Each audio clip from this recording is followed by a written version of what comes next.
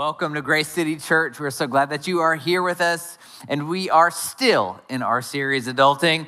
This is officially the longest series we've ever done, and we are going to wrap it up next week. Will be the last installment, but we just have a couple adulting skills that we want to impart to you before the series is over, and today is one of the most important ones if you want to have healthy, life-giving relationships, and that is how to set boundaries.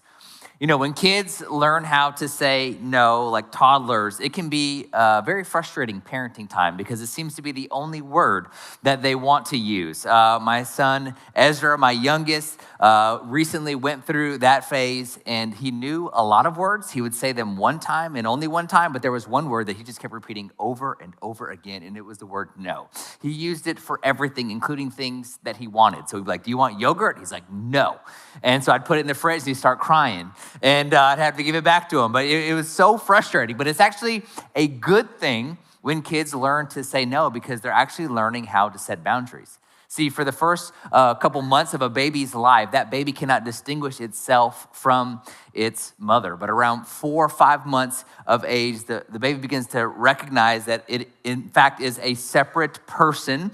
And then their personality begins to show. And then eventually they move into the no stage. And as frustrating it is, it's a good thing because that child is learning how to set boundaries. It's an important skill that kids need to learn, and that is how to say no. Unfortunately, many adults have not learned that skill yet, right? As adults, we're not always good at saying no, saying no and setting boundaries. And so as a result, we end up having codependent relationships, toxic friendships, and really dysfunctional family dynamics. So this is an essential adulting skill for healthy, life-giving relationships. You know, there was a burglar who broke into this house to burgle. Is that the right word for what they do? He was using his skills, okay, that he had acquired throughout his life. And so he was in this house, going through the living room, stealing things, and he hears this voice say, Jesus is watching you. And he got scared because he didn't know anybody was in the room. It's pitch black. He can't see anything. And then he hears that voice again, Jesus is watching you. And so he takes out his flashlight and he looks around. He doesn't see any person in the living room, but there is a parrot in the corner of the living room in a cage. And so he goes, did you say that? The parrot said, yes, I did. And the burglar goes, are you Jesus? The parrot said, no, I'm Moses. And so now the burglar's, he's really confused. He goes, what kind of house is this that has a parrot named Moses? And the bird responded, the same kind that has a Rottweiler named Jesus. See, the moral of the story is sometimes we don't know the difference between the parrots and the Rottweilers, right? When it comes to people, we don't always know who we should help and who we shouldn't help. We don't know when to say yes and when to say no. Sometimes we get the wrong idea about what it means to be loving and what it means to be unloving. And as a result, we end up with unhealthy and sometimes even harmful relationships. And that's why it's so important to know how to set boundaries. See, everything that is orderly, beneficial, and healthy has boundaries. In Proverbs chapter 8, it says that God set a boundary for the sea so that it would not overstep his command. That God had to set a boundary for the water because if he didn't, the waters would cover the entire earth. So God set a boundary for the sea. He set boundaries for each day, 24 hours. God set a boundary for each season of the year so that no season would last forever. So if you don't like this cold weather that we're experiencing, you can take heart knowing that it's not going to last forever. I personally love the cold weather here. And you don't have to wait 4 months for the weather to change here. It could be 85 within 2 days, okay? So, you know, you're not going to have to put up with it for much longer. But boundaries are part of God's creative order. Roads and interstates have boundaries. There are curbs and barriers that keep you in your lane. Yards have property lines. Apartments have walls that separate your living space from your neighbors. Very thin walls, but walls nonetheless. So boundaries are part of everything, including relationships. The problem is that boundaries in relationships are invisible. it's really easy to see physical boundary markers, but these boundaries are a lot harder to identify in relationships. But in the same way, a property line separates what you own from what somebody else owns. Boundaries separate what you're responsible for versus what they are responsible for.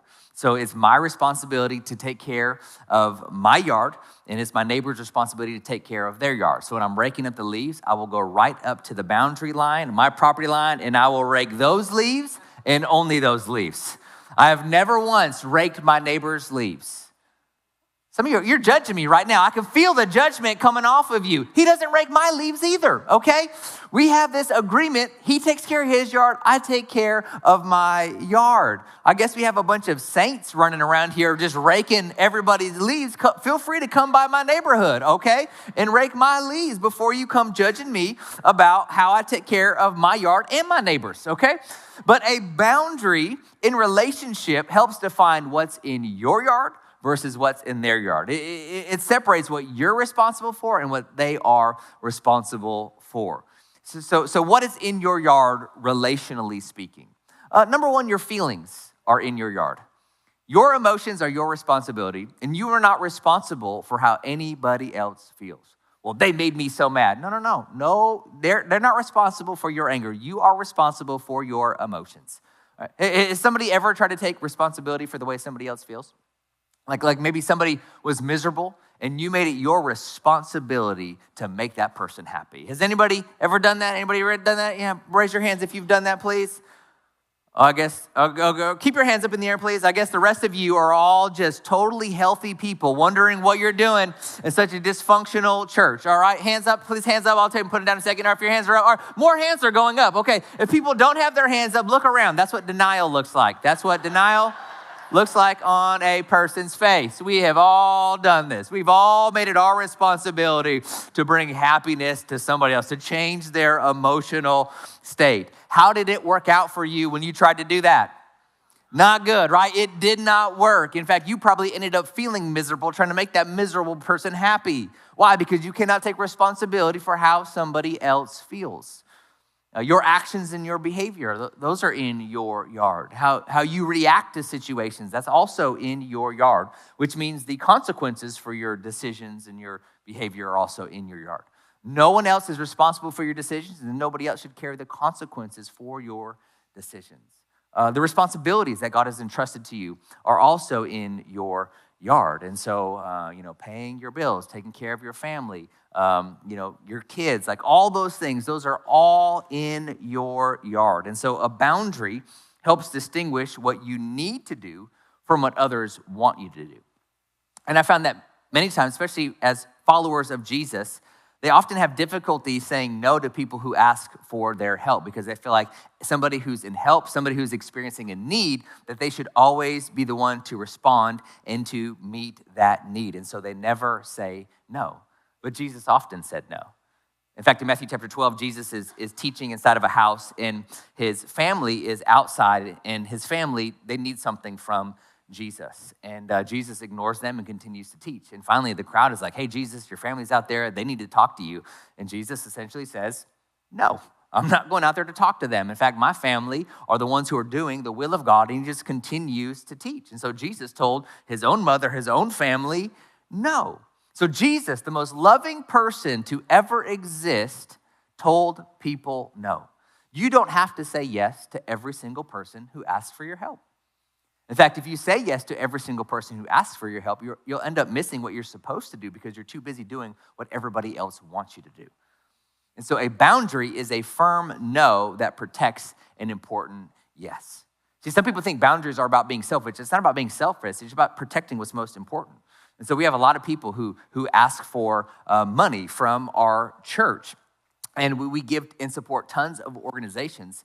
But first, we have a commitment. The very first commitment that we made financially was to Hope to Haiti and to care for those 30 kids. So before we give to any person or any other organization, we give to those kids first. Second, we have missionaries that are in the field that are relying on our support. And so we've pledged a monthly amount that we're going to give to them. And so because we've said yes to them, our first priority is to honor that commitment, to protect what's most important, because their welfare of their being, their family, those 30 kids rests solely on our church. And so we often have to say no to other good ministries, organizations, and things that are doing. Why? To protect what's most important to us. And you have to do the same thing in your life. So can you think of a time in the last 30 days when you said yes to somebody and you should have said no? Wow, you guys really need some. Now you guys, well, you're like, oh yes, the whole room is like, yes, I have, right? Yeah, somebody needed your time, money, energy, resources. They needed something from you. You probably should have said no, but you said yes. I want you to think about what it cost you. It could have been time with your family. It could have been money you didn't have. It could cost you your joy, your peace. And so you were overwhelmed, trying to do this thing because you took on something you did not have the energy to actually do. See, it always costs you whenever you say yes. Anytime you say yes to anything in your life, it is going to cost you. And so you have to be aware of that cost, because time, money, energy, those are not unlimited resources that you have in your life. I was going to say renewable. It's like, no, they are renewable, but you don't have an unlimited amount of those things. You have a limited amount of time, money, and energy, and you can't act as though those things are unlimited. Now, I'm going to say something that some people might find offensive, but it needs to be said. And that is, as a society, as a culture, we're taking too many pictures. That's right. We're taking too many pictures, and it needs to stop. Is anybody with me on that? Yeah, okay. A lot of older hands are going up. Look, this isn't a younger person problem. You guys are the problem. It's the older people who are taking too many pictures, not just the young people. And when I say older, I include myself with the older. And I think the reason why older people are taking so many pictures is because we can't believe they're free. Like, I still remember buying film. You had to purchase film, and then you had to pay to get those pictures developed. So you were paying for each picture you took. And back then, when we were paying per picture, we were highly selective with our photos, right? You had to think about whether or not it was actually worth it to take that picture. You see Bigfoot in your backyard, and you're like, oh, grab the camera. You're like, I only got 3 pictures left. It's not worth it. It's not worth it. We were highly selective with our photos because we understood we had a limited amount and we were going to have to pay for those pictures. You remember the first cameras that came out? Like those giant ones where the dude had to hide under a cape to take the picture? Those cameras are dangerous, right? Only people that wear capes are superheroes to protect them from villains. And so if he's hiding under a cape, this thing is extremely dangerous. It was one person's job to be the Flash, okay? That man was holding a stick of dynamite in his hand, putting his life on the line for that picture. Let me tell you, back then, people weren't taking pictures of their food. That's right. Even when I was paying for my photos with my disposable camera, I wasn't taking pictures of my food.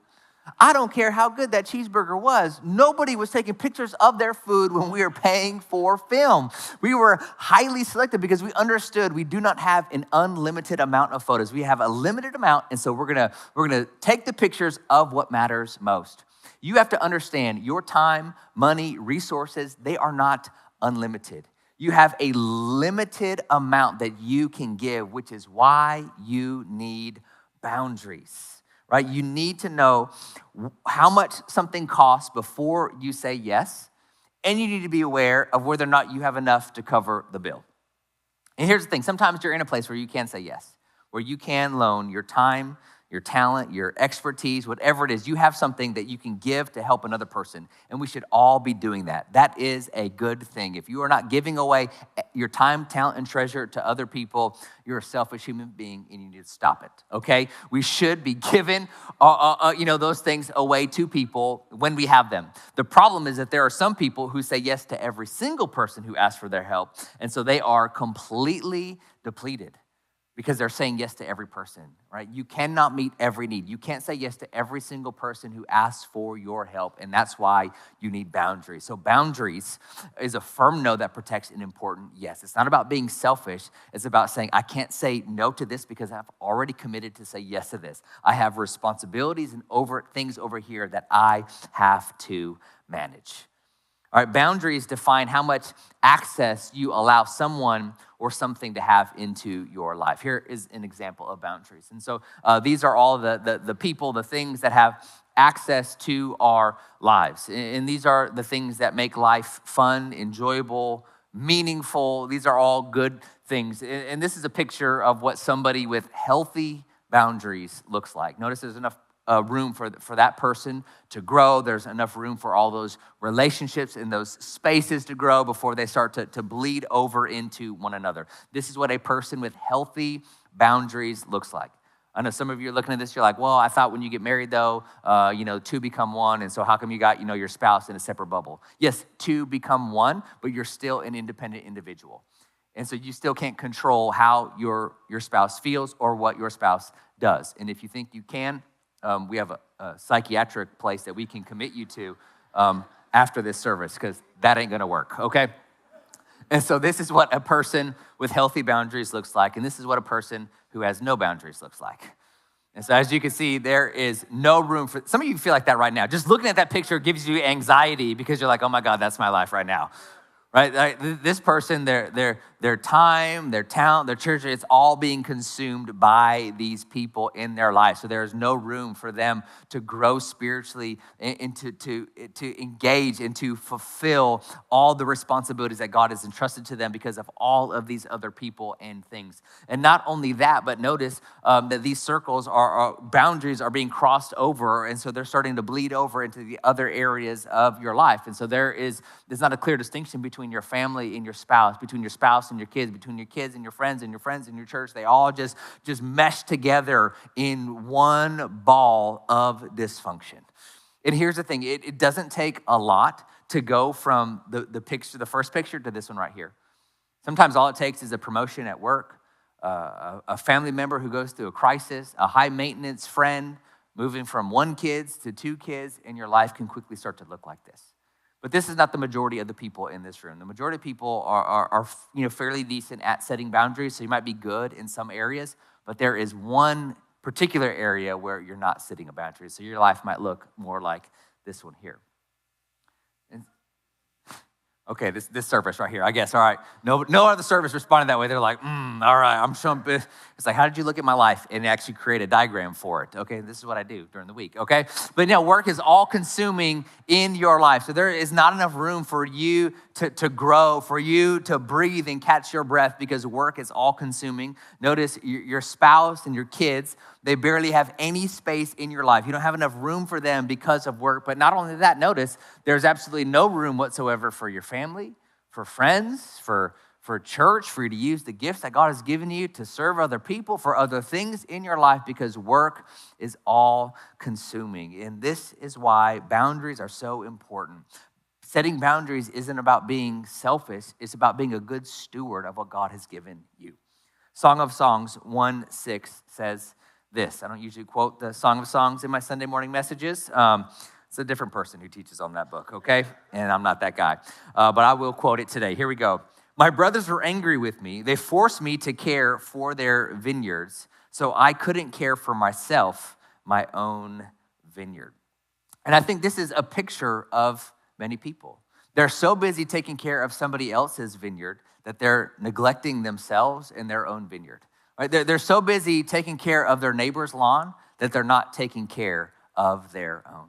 I've talked to couples who are struggling financially, and it turns out the reason why they're struggling financially is because they are still supporting their adult children, paying for their cell phone bill and groceries. And I'm not talking about kids who are living under your house, under the age of 18. I'm talking about people who are grown, have jobs, and they are choosing to live irresponsibly, and so the parents are making up for it by covering those things for them. They're calling them. I've seen this happen multiple times where, they chose to take a vacation they couldn't afford. And so now they can't cover their rent. And so they call their parents and say, hey, can you give me money for rent? And so now the parent is covering the rent because of their child's irresponsibility. And so their vineyard is being neglected because they're caring for somebody else's. I can't tell you how many people I talk to who are stressed out, overwhelmed, anxious, not sleeping at night because they are trying to help somebody with a problem. Meanwhile, the person with the problem doesn't have a care in the world. They're sleeping like a teenager on spring break, okay? I mean, just not worried about a thing. Why? Because they know somebody else is doing all the worrying and all the caring for them. And so this person isn't taking care of themselves because they're too busy taking care of other people. See, Proverbs 4:23 says this, above all, guard the affections of your heart, for they affect all that you are. Pay attention to the welfare of your innermost being, for from there flows the wellspring of life. I love this translation. Pay attention to the welfare of your innermost being. Right? What does that include? The most classic translation of this verse is above all else, guard your heart. Right? What's your heart? Your mind, your will, your emotions, your spirit, your attitude, your calling, what God has entrusted you. You have to guard your heart. Your heart, the wellspring of life is kind of like the flame. Every single person has a flame in their heart that they have to guard and protect. And that flame is kind of like the candle on a birthday cake. I got a piece of cake. Well, not a piece of cake. I got a cupcake here, okay? And so whenever, somebody has a birthday and you light that candle, and you usually light it in the kitchen, then you guys, walk out into the living room, the dining room to sing happy birthday to them. How do you carry that cake when you're coming out of the kitchen? Yeah, that's right. You put one hand in front of it and you walk out like this. Why? Because you notice if you don't protect that flame, you just walk out there like this, it's going to go out, right? The faster you walk, it's going to go out. So you put your hand in front of it because you have to protect that flame. See, God has given every single person a flame. And it's your job to protect that flame. It's your job to make sure nobody puts out your flame. And boundaries, those are what help you protect your flame. Boundaries are what keep other people from blowing out your candle. Unfortunately, so many people, they don't have boundaries. They don't know how to say no, so they neglect themselves. They're not caring for their vineyard. They're not guarding the innermost being of their life, and as a result, their candle gets blown out. And so that's why we have to guard and protect ourselves, because nobody is going to do it for you, right? Like nobody's going to say, hey, I know I'm using up too much of your money, and so I'm just going to stop asking for money. No, they will continue to take from you until you set a boundary. No one's going to say, hey, I realize I haven't been very respectful of your time and your energy, and so I'm going to stop consuming those things in your life. No, they will continue to take your time and your energy until you set a boundary. All right, so let me briefly talk about the three main obstacles that keep people from setting boundaries. Number one, the fear of loss. People don't set boundaries because they're afraid if they set a boundary, they will lose a relationship with this person, or they'll lose the access that they have to a particular individual. And so they don't set boundaries for fear of loss. But Proverbs 29:25 says, the fear of man is a snare. Making decisions based off of fear of how other people respond is a trap that you do not want to step into. Secondly is the fear of conflict. So some people don't set boundaries because they're afraid if I set a boundary with this person, they're going to get angry with me, and they don't like conflict. They don't want somebody else to be angry at them. We talked about this last week. Nobody likes conflict, okay? And so that's normal, but it's one thing when you're not liking conflict to being afraid of setting boundaries for fear of conflict. And so there are many people who don't set boundaries because they're afraid if they set that boundary, that person's going to be angry with them, and they just can't have anybody be angry with them. I love Proverbs 29:25 in the Good News Translation says, it's dangerous to be concerned with what others think of you. See, we all care about what other people think. Anyone who says, well, I don't care what people think. Well, if you're like a sociopath, you wouldn't care about what people think. But if you're a human being, you care about what people think. You'd rather prefer to have people like you than hate you if you're a rational, sane human being. But there's a difference between caring about what people think versus being overly concerned about what people think to the point where their concerns dictate the decisions that you make. That is not healthy. And then number three, fear of harm. Right? So this is the person who's afraid to set a boundary because if they set a boundary, it's going to hurt that person's feelings. And so they're not really worried about that person being angry with them, but they don't want to harm somebody else by setting boundaries. If I cut off my kid because they're having a drug addiction and they're, my entire life savings is being consumed by their addiction, and I cut that person off, what if they end up out on the streets and something harmful happens to them?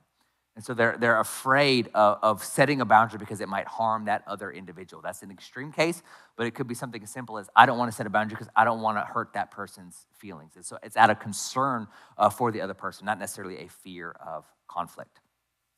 Let me say this. There was a man who was sitting on a bench in the park, an older man, and this young guy, wearing a suit, dressed real sharp, came and sat down on the bench next to him. And after a few minutes, the young man turned to the older man and said, "Excuse me, sir, could you please tell me what time it is?" And so the older man looked at his watch, and then he looked over at the man, and then he just looked the other way and didn't say a word. And so the young man said, "Excuse me, sir, could you please tell me what time it was?" And so he, once again, the older man looked at him and then just looked away and didn't say a word. And so the young man said, "Sir, can you please tell me why you won't tell me what time it is?" And the young man said, "Sure, I'll tell you why I won't tell you what time it is. I can tell that you're a fine-looking young man. You're wearing a suit. You probably work in business. And I know if I told you what time it was, we'd start talking. If we started talking, we'd end up becoming friends. If we became friends, I'd invite you over to the house for dinner. If I invited you over to the house for dinner, you'd meet my daughter. She's, about the same age as you. She's beautiful. I know that if you met my daughter, you'd go out on a date. If you guys went out on a date, you'd end up getting married, and I'm not going to have my daughter marry a man who doesn't own a watch." See, that old man was able to look into the future and see how things would play out. And that's exactly what we have to do when it comes to setting boundaries. Because the fear of loss, the fear of conflict, the fear of harm are real, but so is the fear of not changing. And so I want you to think about that relationship, that thing, maybe work, business, side hustle, that thing that is probably consuming too much of your life. And I want you to think about, if you want to continue to be in that same place 6 months from now, a year from now, 2 years from now. Do you still want to be in the same place, dealing with the same problems and the same drama? And if you do, okay, then you can continue on as usual. But if you don't, then you have to set boundaries, because that is where you are heading if you don't set boundaries. All right, so how do we practically set boundaries? Very briefly. Number one, know your limits. You need to know what your limits are. You need to know how much time, money, energy you have to give. Because if you don't know your limits, if you don't know when you're being spread too thin, you'll end up saying yes to things that you should have said no to. Somebody asks you, "Hey, can I have, 2 days a week where you mentor me?" And you say yes, when the reality is you only had one morning a month available for that person. But you said yes because you don't know your limits. So you need to know your limits. And number two, you need to understand that a need is not a calling. Just because somebody needs something doesn't mean that you are the one who is called to do it. Is premarital counseling a need? One person thinks premarital counseling is a need. My God, I have failed as a pastor.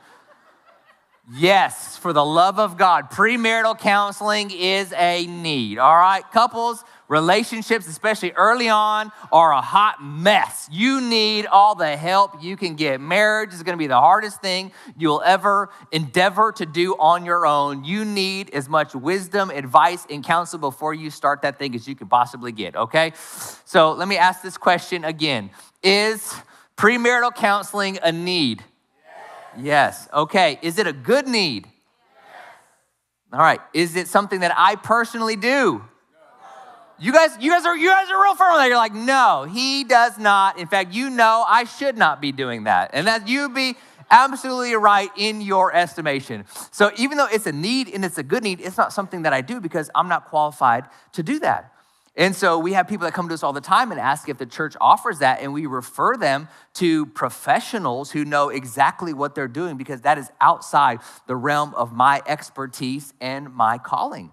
And that's why it's also important to know what you're called to do, how you can actually add the best value to other people. And so when you know what your purpose is, it's really easy to say no to things that don't line up with your purpose. And I am saving marriages just by not meeting with people about marriage. Number two, I got an amen on that one. Okay, there we go. Number two, Communicate your boundaries. You can't complain about people overstepping your boundaries if you never took the time to make them known. You can't complain about what other people do if you've never set boundaries with them. And the moment I say that, so we think, well, they know better. Never assume people know more than they know, even things that they should know. Life will be better for you if you just never assume people know more than you've told them, right? Like you can't get mad at that uncle who brought up politics at Thanksgiving when we didn't tell them, hey, I don't want you to bring up politics at Thanksgiving. You can't complain about what you refuse to confront. All right, so you need to communicate your boundaries to them. And number 3, explain the consequences. See, a boundary without a consequence is only a suggestion. So you have to explain the consequences of crossing that boundary. Now, you probably don't have to do this the very first time you set a boundary with somebody. Let's take that, uncle who talks about politics on Thanksgiving, right? So the first time you talk to him about it before Thanksgiving, you can say, hey, I don't want you to bring up politics on Thanksgiving. You don't have to set a consequence right there that first time you do it. But if he comes and he brings it up at Thanksgiving, well, then the next time you set a boundary with him, there must be a consequence. You say, hey, I told you not to bring up politics, and you did it anyways. So if you do that again, you're not going to be invited over to our house for the holidays. And so you set a consequence for violating that boundary. If you're, dealing with somebody, whenever there's an argument, a disagreement, and whenever there's a disagreement, this person raises their voice and starts yelling at you, then you say, you know what, you can continue to yell if you want, but I'm not going to engage in a conversation with somebody who talks to me that way. And so if you would like to continue to talk about this, you can lower your voice. If not, I'm going to leave your presence and we will not continue this conversation. Maybe you're dealing with somebody who's putting a bunch of pressure on you to make a decision and to make one quickly. And you can just simply say, I'm not in the habit of making decisions quickly. I need more time to think about this. If you need an answer right now, the answer is going to be no. Maybe you're dealing with a family member, a spouse who's, substance abuse, alcoholism is destroying the family. And you've addressed this issue before and they haven't changed. You can say, hey, you can continue to ignore this problem if you want to. But what I subject myself and our kids to is completely my choice. And we are not going to live in this chaos. So if you come home drunk, if you get drunk again, me and the kids are leaving. Your decision to drink is your choice, but what I will put up with, that is my choice. And so you communicate your boundaries and you explain the consequences of what happens when they violate those boundaries, and you follow through on those consequences, right? Because some people, they'll try to call your bluff. They'll push those limits. And if you do it one time, somebody raises their voice and you immediately cut off that conversation and you walk away, the next time you have a conversation with them, they'll keep their voice down. They will learn how they have to engage with you if they want to be in your world and in your sphere. And so you have to sometimes teach people how to react, how to respond, how to engage in relationships in a healthy way, or their dysfunction will overwhelm your function. It's not a good word, but you know what I mean by it, okay? My vocabulary, that was as far as it goes, okay? So you don't want people's dysfunction to overwhelm your health. And that's what boundaries help you do. They keep you from being controlled by other people's behaviors, and they empower you to watch out for the welfare of your being and manage your life and what God has entrusted to you. If you guys would please bow your heads, close your eyes. If you're here today and you don't have a relationship with God, I want to give you the opportunity to do that right now, because there was a boundary, there was a barrier that stood in the way between all of us having a relationship with God. And that boundary was sin. And it was a boundary that we could not cross. And so God sent his one and only son, Jesus Christ. And he died on the cross for our sins to remove the boundary that separated us from God. He was buried, and 3 days later, he rose from the grave so that by believing in him, you could be forgiven. You could have a fresh start, a clean slate. You could enter into a relationship with God here and now, and that you can have the hope of heaven when this life is over. And so God did all of that for you, but there is one boundary that he will not cross, and that is your free will. He will not force anyone to be in a relationship with him. He will not force anyone to follow after him, and he will not force anyone to go to heaven with him. He will not violate your free will. And so he paid for your sin on the cross. And he says that whosoever will believe in him will experience eternal, everlasting life. But you have to make that decision to respond, to ask Jesus to forgive you of your sin and to commit your life to following after him. And so if you're here today and you are ready to make that decision, every head is bowed, every eye is closed. If that's you, I want to pray for you right where you're at in your seat, but I want to know who I'm praying for today. So if that's you, you're ready to surrender your life to Jesus, will you just slip your hand up in the air right where you're at? And say, Josh, include me in that prayer just by lifting that hand in the air. Thank you. I see that hand. Thank you, sir. Thank you. Anyone else here today, just slip that hand up in the air. Give just another moment. All right. Let's all pray this prayer together so that nobody feels left out. Say, Lord Jesus, I believe you died for me and rose again. Come into my life. Forgive me and make me new. I choose to follow you from this day forward. In Jesus' name, amen and amen.